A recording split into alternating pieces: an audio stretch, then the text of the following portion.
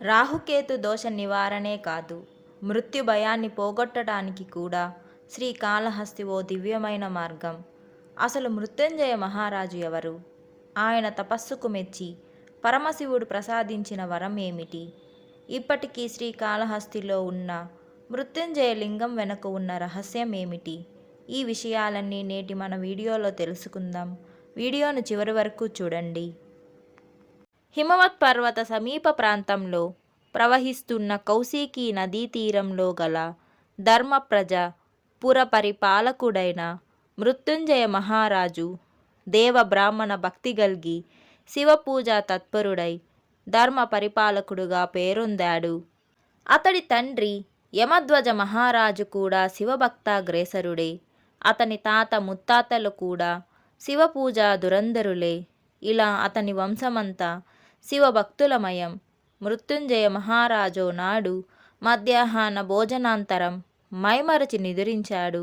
ఆ సమయంలో ప్రాణవిద్యా పరాయణుడైన రైక్వ మునీంద్రుడు క్షుధార్ధుడై రాజప్రసాదం సమీపించి ద్వారపాలకునితో తన రాకను మహారాజుకు విన్నవించవలసిందిగా కోరాడు.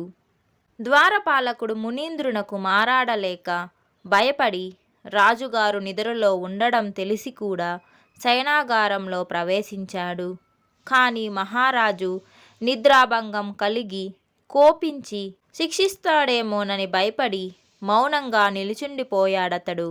నిద్రలో ఉన్న మహారాజు కొంతసేపటికి కొద్దిగా కళ్ళు తెరిచి కునికిపాటుతో అటూ ఇటూ పొరలాడుతుండడం చూచాడు ద్వారపాలకుడు. అదే అదునుగా భావించి మునీంద్రుని రాకను గూర్చి మహారాజుకు నివేదింపసాగాడు వాడు. నిద్రాభిభూతుడుగా ఉన్న మహారాజు తనకు వాని మూలంగా కలిగిన నిద్రాభంగమును ఆగ్రహించి భటుల ద్వారా వానిని శిక్షించాడు.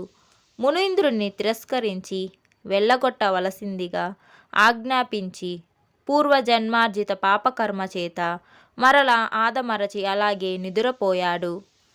శిక్ష పొందిన ద్వారపాలకుడు మునీంద్రుని సమీపించి భయభక్తులతో నమస్కరించి అతనితో ఇలా విన్నవించుకొన్నాడు. మునీంద్ర, సేవాధర్మం బహుదుస్తరమైందన్న విషయం తమరెరిగిందే. సహజంగా రాజసేవకులు రాజుగారి కనుసన్నలు గుర్తించి ప్రవర్తించాలి. అలా కాని పక్షంలో ఆపదలు తప్పవు, సకుటుంబంగా నాశనం కావాల్సిందే. తమ అభిప్రాయం మహారాజుకు నివేదించాను. తత్ఫలితం శిక్షకు పాత్రుడయ్యాను నేను. తమరు వేరొక చోటికి వెళ్ళవచ్చును. ఇది రాజుగారి ఆజ్ఞ. నేను సేవకుణ్ణి. రాజాజ్ఞ యథాతథంగా తమకు వినిపించాను. ఇలా చెప్పిన సేవకుని మాటలు వినడంతోనే మండిపడ్డాడు మునీంద్రుడు. ఆకలి దప్పులతో అలమటిస్తున్న మునీంద్రుడు అవమానాగ్నితో దహింపబడుతుండడం వల్ల నిగ్రహం కోల్పోయాడు. వెంటనే ఇలా శపించాడతడు. నా కోర్కెను నిరాకరించి అవమానించిన మహారాజు తక్షణం రాజ్యభ్రష్టుడై సర్వ సంపదలు కోల్పోయి భార్యాబిడ్డలకు దూరమై అరణ్యాలలో అలమటిస్తూ జంతుమాంసంతో కాలం గడుపుతూ 12 ఏళ్ళు నానా అవస్థలు పాలగుగాక. ఇలా పరమ దారుణంగా శపించిన మునీంద్రుడు అటు నుండి వెళ్ళిపోయాడు. ఇంతలోనే కనికరం పుట్టిందతనికి. ఉత్తముల కోపం క్షణికాలం మాత్రమే. అంచేత ఇలా అన్నాడతడు. 12 ఏళ్ల తరువాత మహారాజుకు యథాపూర్వస్థితి లభించుగాక అని అనుగ్రహించాడు. మునీంద్రుని శాప ప్రభావం వల్ల బల సంపన్నులైన తురష్కులు సైన్యంతో మృత్యుంజయ మహారాజుపై దండెత్తి వచ్చారు. ఆ వార్తతోనే మహారాజు భయపడి బుద్ధిమంతుడైన తన పురోహితుని ఆశ్రయించి సాయం అభిలషించాడు. పురోహితుడు మహారాజుతో ఇలా అన్నాడు. మహారాజా, లోకంలో ఎవడూ కూడా కర్మగతి దాటలేడు. అది అతి గహనమయ్యింది. పగటి నిదుర పలు బాధలకు హేతువు.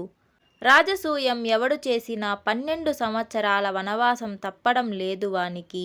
రాజసూయం చేసి అడవుల పాలైన గత రాజుల చరిత్ర ఈ విషయం రుజువు చేస్తూ ఉంది. నీవు రాజసూయం చేసిన మహారాజువు. నీకు అరణ్యవాసం తప్పదు. అందువల్లనే ఈ శాపం నీ తలపై పడింది. అనుభవింపక తప్పదు. విచారింపకు. ధైర్యంతో సహిస్తూ దైవ ధ్యానంతో కాలం గడపడం మంచిది. కష్టాల కడలి నుండి దాటించు నావ దైవ ధ్యానం మాత్రమే. పురోహితుడులా మహారాజుకు ఊరట కల్పించి శత్రువుల బారి పడకుండా అతని భార్య పిల్లలను రహస్యంగా తీసుకెళ్లి ఆశ్రయం కల్పించాడు. మహారాజు రాజ్యం విడిచిపెట్టి అరణ్యాల పాలయ్యాడు. అరణ్యాలలో నానా అవస్థలు పడుతూ దొరికిన జంతు మాంసంతో కాలం గడుపుతూ దాదాపు 12 సంవత్సరాలు ఎలాగో నెట్టుకొచ్చాడు. 12 సంవత్సరాలు నిండడమునకు ఇక 4 మాసాల కాలం మాత్రం తక్కువ. దైవానుగ్రహం వల్ల కావేరీ నదీ తీరంలో మార్కండేయ మహర్షి ఆశ్రమం లభించింది మహారాజుకు. ఆ మహనీయునిచే ఆశీర్వాదం పొంది అతని చెంత నుండి శ్రీకాళహస్తీశ్వర శతనామాబ్జమాలికను పొందాడు మహారాజు. మహర్షి ఆదేశం పురస్కరించుకొని శ్రీకాళహస్తి క్షేత్రం చేరాడతడు. చంద్రతీర్థమునకు పశ్చిమంగా తన పేర ఓ తీర్థము, ఓ శివలింగము స్థాపించుకొన్నాడు. మృత్యుంజయ తీర్థము, మృత్యుంజయలింగము. భక్తిపూర్వకంగా శతనామావళితో శ్రీకాళహస్తీశ్వరార్చన కొనసాగించాడు. ఇలా నియమబద్ధంగా భక్తి ప్రపూరితంగా పరమేశ్వరార్చన చేయడం వల్ల కాల పరిపక్వం కాగానే కార్తీక శుద్ధ పౌర్ణమి కృతికా నక్షత్రయుక్త సోమవారం నాడు మహారాజుకు ప్రత్యక్షమయ్యాడు పరమేశ్వరుడు. శత్రు సంహారక ఖడ్గం ప్రసాదించాడతనికి. ఆ ఖడ్గంతో శత్రు సంహారం చేసి రాజ్యపాలన కొనసాగించి భార్యాపుత్రులతో సుఖజీవనం నెరిపాడు మహారాజు. మరణాంతరం శివలోకం చేరుకొన్నాడతడు. కార్తీక శుద్ధ పౌర్ణమి కృతికా నక్షత్రంతో కూడిన సోమవారం నాడు మృత్యుంజయునకు పరమేశ్వర దర్శనం సంప్రాప్తించడం వల్ల ఆ శుభతిథి నాడు మృత్యుంజయ తీర్థస్నానం చేసి మృత్యుంజయేశ్వర లింగమును దర్శించి శతనామావళిని పఠించడం వల్ల కార్యసిద్ధి సమకూరుతుంది. కార్తీక మాసంలోని ప్రతి ఆదివారం నాడు ఆ తీర్థంలో స్నానం చేసి మరునాడు సోమవారం మృత్యుంజయ శివలింగమును పూజించి మూలలింగమును పూజించడం ఈ క్షేత్రంలో ఆచారంగా వస్తూ ఉంది.